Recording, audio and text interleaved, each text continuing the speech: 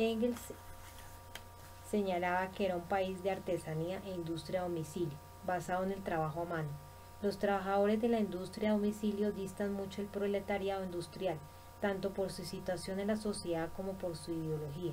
Sus principales enemigos son el usurero y el mercader, y no el capitalista industrial. Por ello su lucha adopta formas específicas, no va orientada contra el capitalismo en su conjunto, sino contra algunas de sus manifestaciones. El atraso general del proletariado alemán determinaba el atraso de sus ideales, el deseo de retornar a la producción gremial, ordenar las relaciones crediticias, frenar el desarrollo de la producción maquinizada, etc. En el transcurso de la primera mitad del siglo XIX, la situación de la clase obrera alemana fue empeorando cada vez más.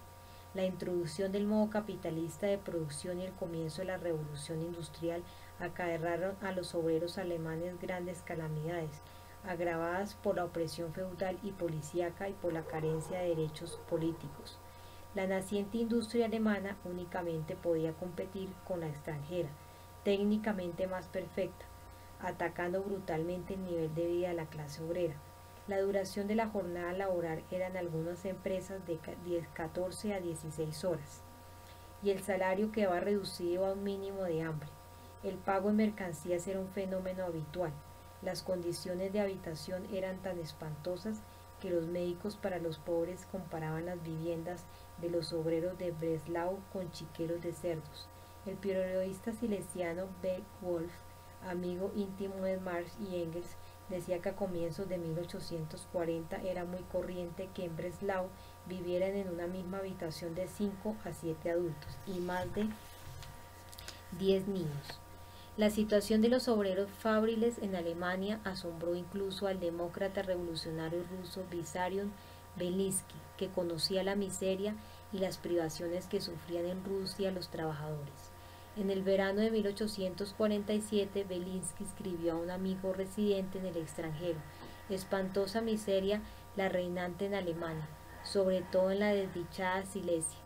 Es aquí donde he comprendido el horripilante significado de las palabras pauperismo y proletariado. Los niños eran objeto de una explotación particularmente dura.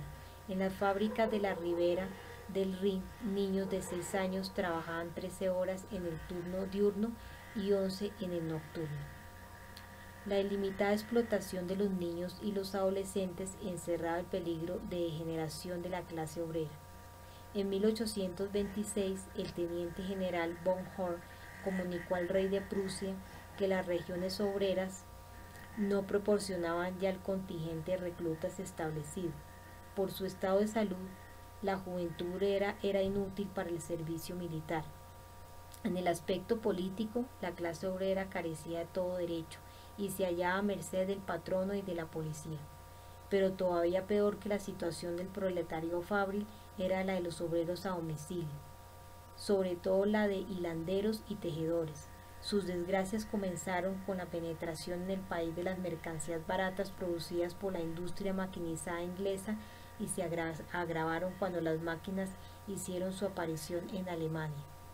Solo a costa de esfuerzos sobrehumanos y de una subalimentación sistemática pudo el obrero a domicilio resistir por algún tiempo la competencia de las máquinas. Debido al hambre entre los trabajadores a domicilio y particularmente entre los tejedores, estalló una epidemia de tifus que cegó miles de vidas. En algunas poblaciones murió una 12ª parte de los habitantes. La parte del proletariado alemán más avanzada políticamente la constituían los oficiales artesanos emigrados, entre los cuales hallaron terreno abonado las ideas del socialismo utópico y de la libertad política. La desgregación de la artesanía alemana provocó el exceso de oficiales, por lo que muchos de ellos veían obligados a emigrar. En la década del 40, los emigrados alemanes llegaban a 500.000. Se asentaban principalmente en Inglaterra, Francia, Suiza y América. En el extranjero, sobre todo en Francia, los oficiales artesanos alemanes se codeaban con los proletarios avanzados del país y con emigrados de otros países. Aprendían de ellos las ideas de la democracia revolucionaria y el socialismo, y al regresar a su patria las propagaban entre sus camaradas. En Alemania eran muy reducidas las posibilidades de organización de asociaciones proletarias revolucionarias. El yugo policíaco era demasiado duro.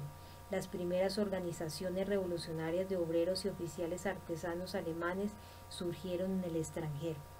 En 1832 se fundó en París la primera agrupación de emigrados demócratas alemanes, llamada Unión Popular Alemana.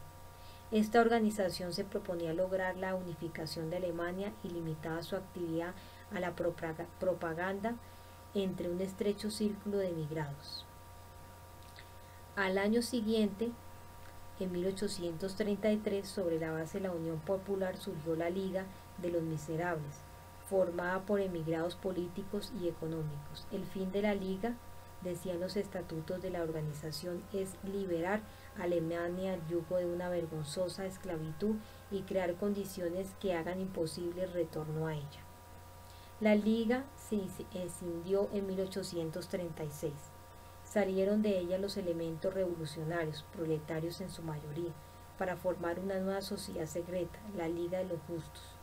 Esta era ya una organización proletaria, y parte considerable de sus componentes pasaron en 1847 a la Liga de los Comunistas.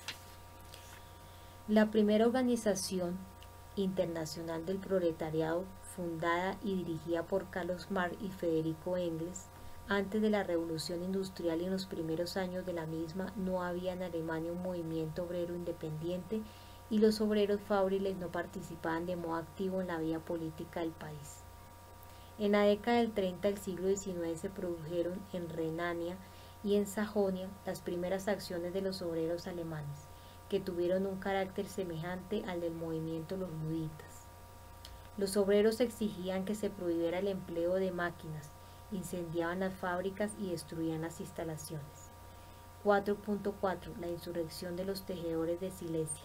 El movimiento obrero independiente comenzó en Alemania con la insurrección de los tejedores de Silesia en 1844. Los obreros silesianos sufrían un doble yugo. Por una parte los explotaba el empresario acaparador y por otra el terrateniente de la comarca, al que pagaban un impuesto por el derecho a tejer. El tejedor silesiano pagaba el impuesto agrario, el estamental, un tributo por la tierra, que iba a parar a las arcas del terrateniente, y las gabelas de caza e hilatura. Además debía hacer prestaciones personales, y si no quería o no podía se le obligaba a compensarlas, entregando al terrateniente una determinada suma en metálico. Pagaba, además, los tributos comunales, a los que se añadían los desembolsos para escuelas y para seguros contra los incendios.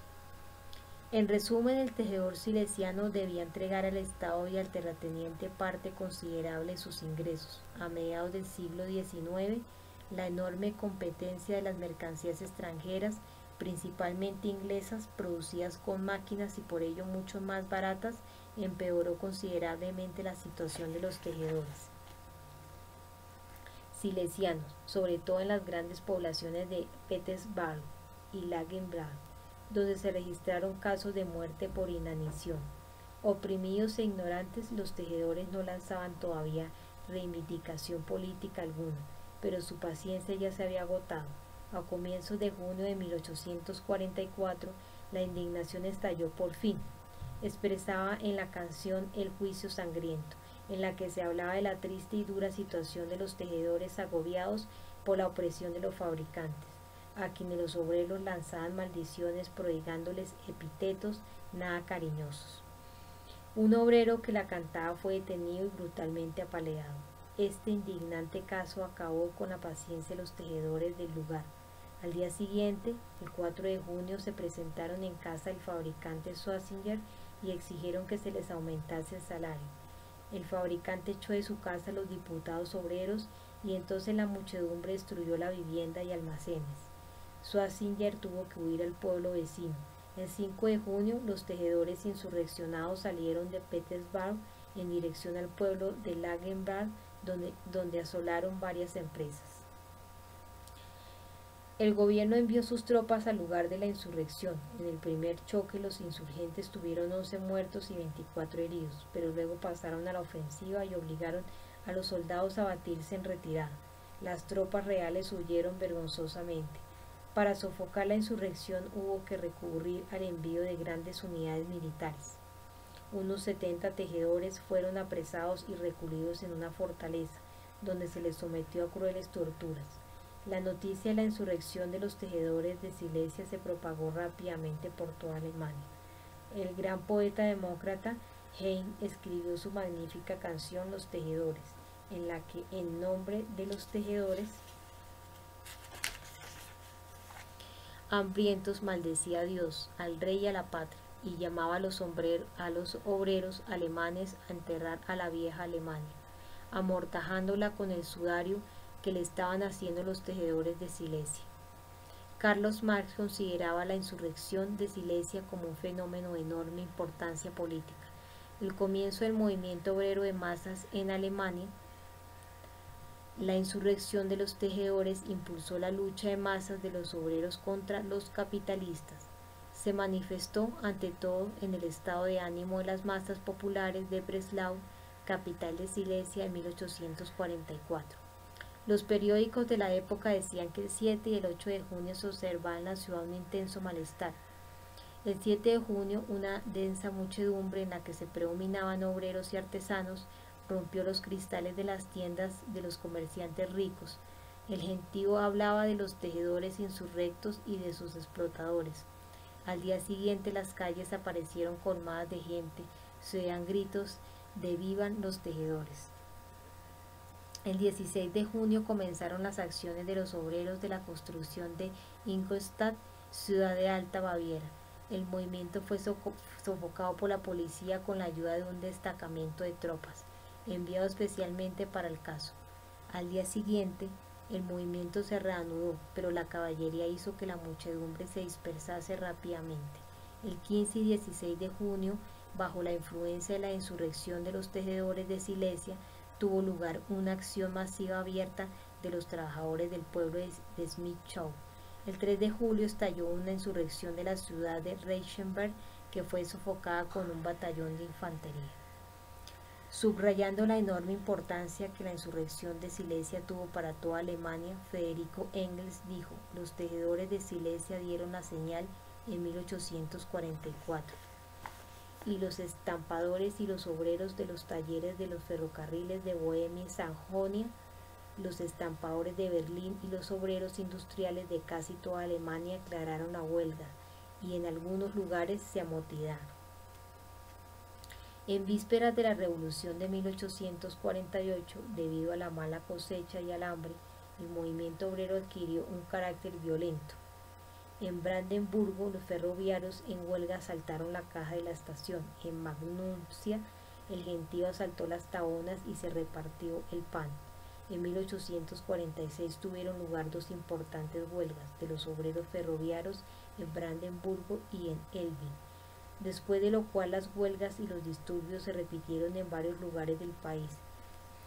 En 1847 se registró en Berlín una imponente acción de las masas populares que se conoce con el nombre de Guerra de las Patatas. Empujados por la carestía y el hambre, grandes muchedumbres asaltaron las tiendas y se llevaron los víveres. Durante esta acción, que duró varios días, fueron detenidas unas 300 personas. En vísperas de la Revolución, tales estallidos de indignación popular eran corrientes. Siguiendo el ejemplo de sus hermanos ingleses y franceses, los obreros alemanes se levantan en pie de lucha.